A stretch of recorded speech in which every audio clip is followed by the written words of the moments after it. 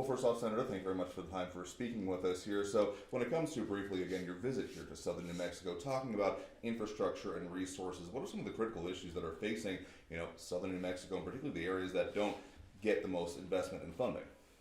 Well, look, whether we're here in New Mexico or in Texas, throughout the West, water matters. Access to water matters. Ensuring that we're keeping water safe and clean and that we're able to deliver it to communities.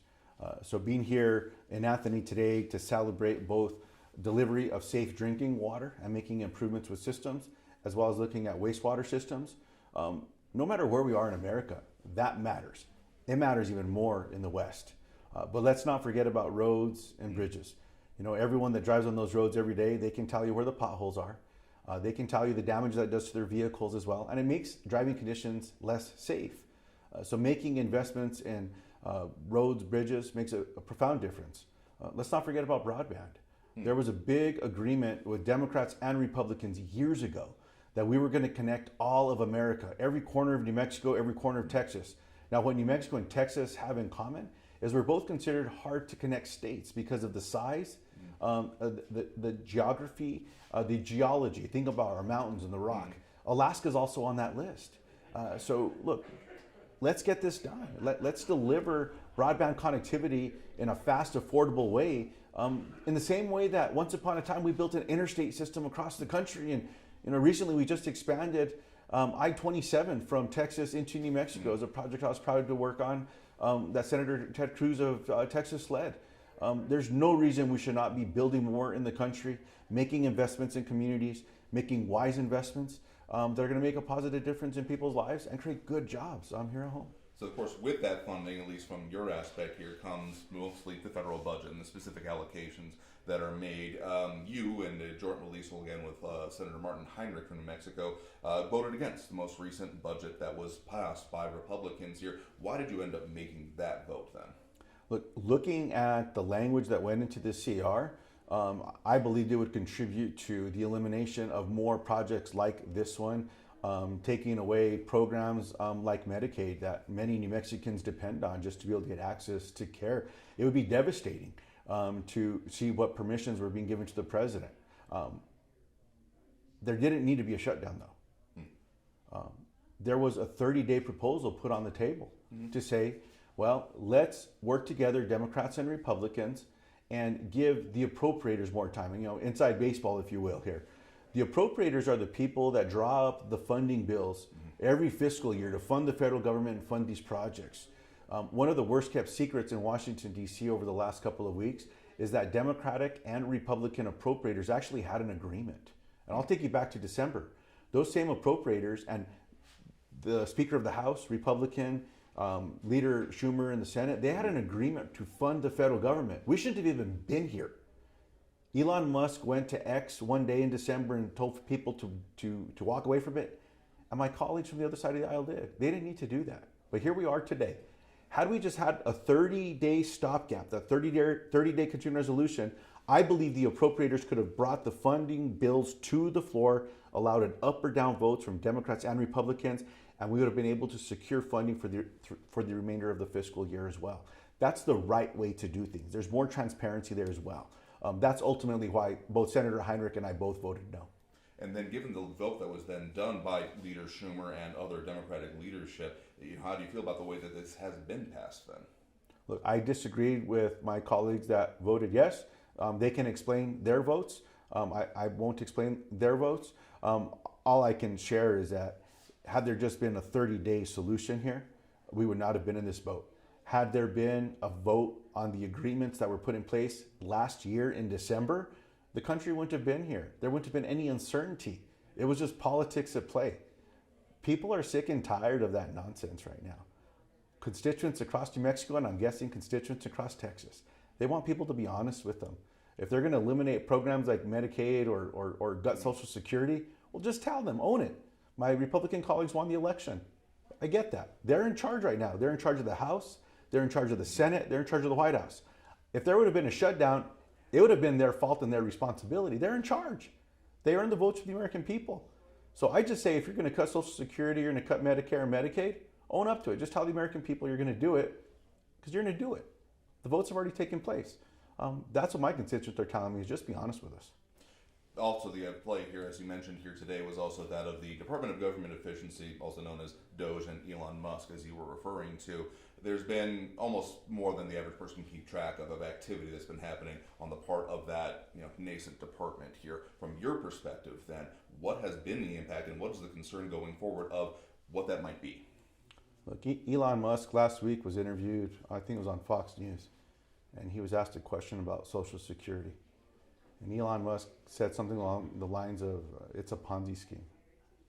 I was at a senior center yesterday, and I asked everyone in that room, raise your hands if you believe Social Security to be a Ponzi scheme.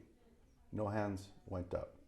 Raise your hands if you believe that there should be an axe to programs that you depend on that support senior centers just like this one. Support programs so that a single mom that has a child that maybe has cancer can go get care through a program like Medicaid, or looking at the work that Medicare does to provide support to people, including those with disabilities. People don't want to see those cuts. There was a group of veterans at the senior center yesterday that I spoke to, and I asked them if the VA should be privatized. They said no. I asked them how they felt about the termination of almost 80,000 people from the VA. Is it going to make it easier or harder for you to get an appointment, to get a call answered? They said it's going to get harder and harder and harder. It's not right what's happening here. This is just for political posturing. I don't believe that this is about getting the fiscal house in order. As a matter of fact, my Republican colleagues that are working on those budget resolutions and the Trump tax scam that they want to extend from 2017, estimates are that that's going to add as much as 4.1 trillion to 4.2 trillion to 5.1 trillion dollars to our debts, to our deficit. That's not getting our fiscal house in order. The last time we had a balanced budget was under President Bill Clinton. It was when Democrats and Republicans had split government. There was a little simple policy that was called pay-go, something similar to what you and I would do with our day-to-day budgets. If you buy something, you have to pay for it. You either have to save a dollar or you have to cut a dollar from your spending habit somewhere else. It was ultimately that simple legislative idea that led to a projected surplus in America and a balanced budget. We can get back there. We can do this together. But these gimmicks and games that my Republican colleagues are trying to use, and even now suggesting that the extension of a tax policy that's going to cost over $4 trillion to the American people, that it doesn't cost anything, come on, that's just not on the up and up. Again, people are demanding honesty from my colleagues right now. And in the end, there's got to be a better way to do this. When we look at some of these initiatives, these efforts, we need to bring real cost savings. I'm all about going after waste, fraud, and inefficiency. Why is it that this president, Elon Musk, would get rid of all the inspector generals who are the people that are supposed to find all the fraud, waste, and abuse? There are holes in what Elon says that he has found and what he has not found. Just be honest with folks. Tell them the truth. And that's what people keep telling me, no matter where I am in all parts of New Mexico.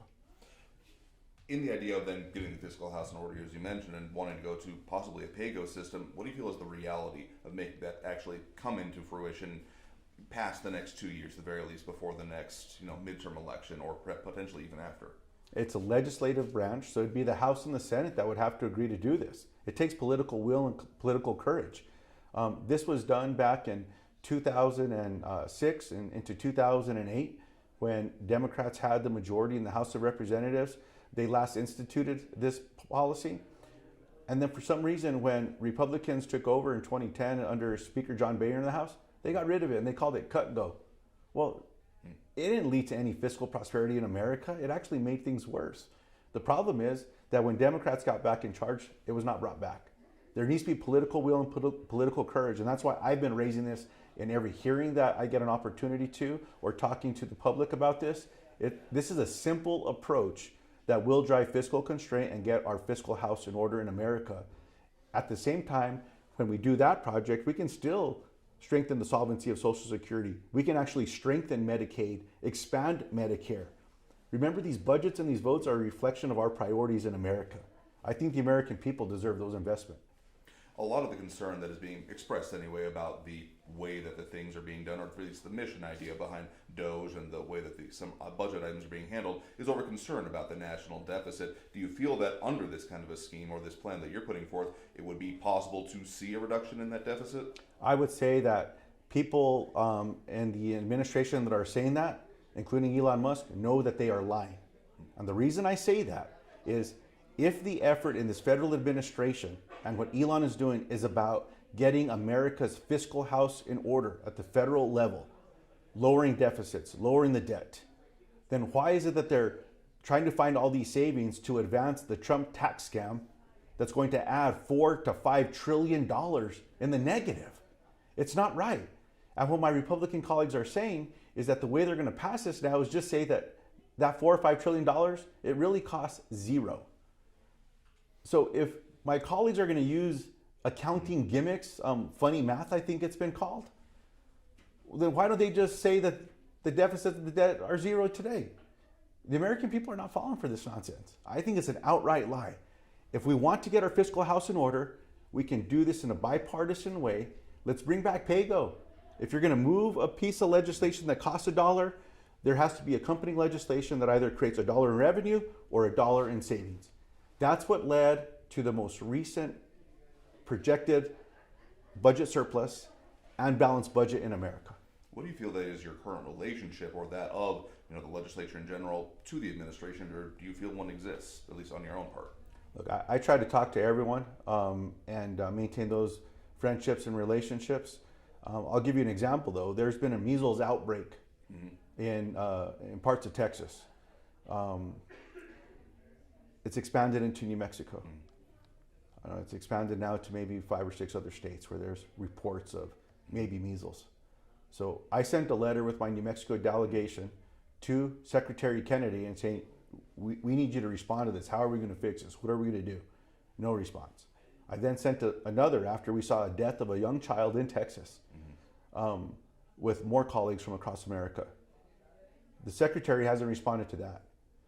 When Secretary Kennedy was before the Finance Committee for his confirmation hearings, he was asked by the chair of that committee, a Republican colleague from Idaho, if members write you letters, will you commit to respond to them quickly?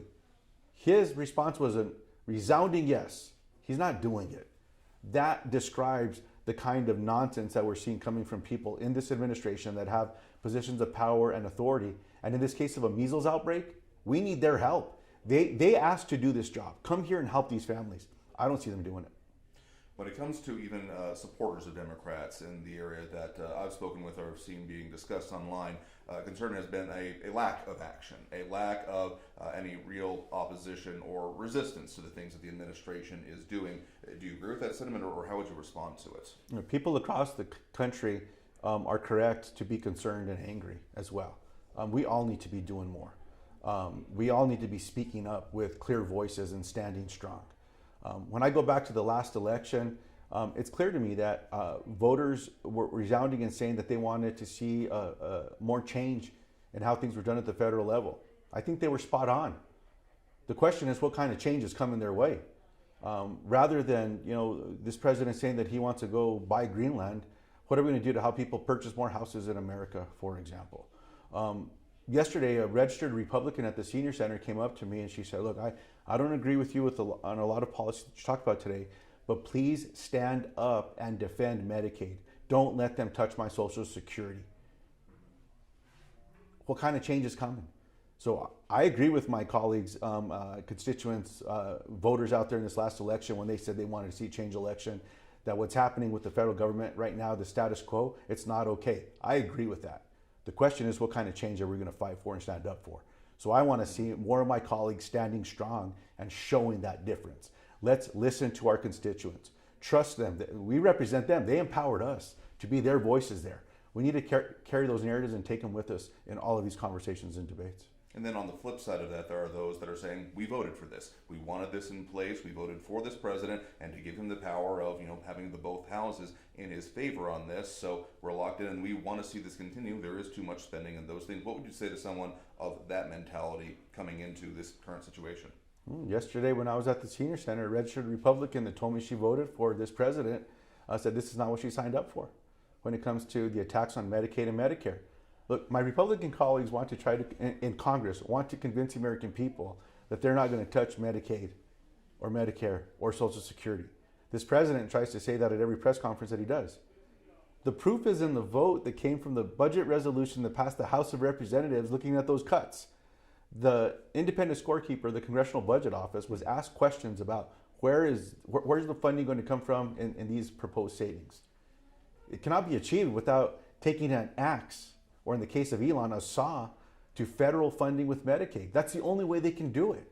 Like I said, if Republicans are going to go after this funding, own it. You won the election, just go tell the American people. If this is about getting our fiscal house in order, then don't use fuzzy math and lie to the American people that a program that costs over $4 trillion all of a sudden doesn't cost a penny. That's just lying to folks. They should be ashamed of that. So let's have an honest conversation with the American people, including those that voted against this president and those that voted for this president. And let's go in and be honest with them about what's coming. I agree there needs to be change. It's just a question of the kind of change that we want to see. I want to see the kind of change that's going to support people. I want to see the kind of change and a tax policy that's going to put 80, 90% of a tax cut to people making that median income or less in America. I don't believe someone making $1 billion a year deserves a tax break. They're doing all right. And I wish them well. They should do better. But do they need a tax break? Or does a family that's working hard to be able to provide for their families, do they deserve the tax break? I say that family deserves a tax break. And then finally, what can realistically be done within these next 2 years, or even past that, if there was to be, say, another wave election, a change in the midterm election, a change in the control of the House and the Senate, given the way that this administration has structured things, where there's not been, for most of the things that would have been either legislatively done or could be, are being done primarily through executive orders, and impoundment has been discussed and things along those natures. So within the next 2 years, what can really realistically be done? And even past that 2 years, should there be a change in power of the legislature, what can even be done at that point? Well, as I said before, I'm willing to work with anyone when it comes to advancing the ball and making things better. But I and others need to stand strong when decisions are being made that are going to hurt people and hurt our constituents as well. When people are being lied to, we need to stand strong and defend them against those lies and that damage, number one. Number two, the courts are already standing strong and speaking up against many of much of the devastation that's coming from this administration. The concern is that this administration is ignoring what judges are telling them. There's going to be some Supreme Court decisions here real soon. Let's see what this administration decides to do in that phase. And if this administration decides to run past the judiciary, which is a check and balance, look at the Constitution. Article 1, Article 2, Article 3. It's very clear when our founders got together with what they envisioned in the United States of America and defending our Constitution and having checks and balances, that no one would be king in America. There wouldn't be one person that would be the do-all, say-all, that there'd be a checks and balance system. That's the country we love, the democracy that we fight for, the republic that we're a part of, the Constitution, the guiding document that brings us here today. Then some of my colleagues are going to have to stand up to this nonsense. And then lastly, we all need to be talking. I appreciate all my constituents that are reaching out, talking to me in the office, catching me at the grocery store. I say not during church, but after church is okay when we chat a little bit. But we all have a responsibility to make sure that we're looking at this with our eyes wide open, that we're fact checking everybody, and we're just being honest about what's going on. And let's speak up when we see ideas that are going to actually be hurting our friends and neighbors, those that we go to church with. It's not right. We can do better in America. All right. Well, Senator Lujan, thank you very much for speaking. Oh, thank you so much. Thank you. Thanks for taking time. Appreciate it. Yeah, thank you. Appreciate it.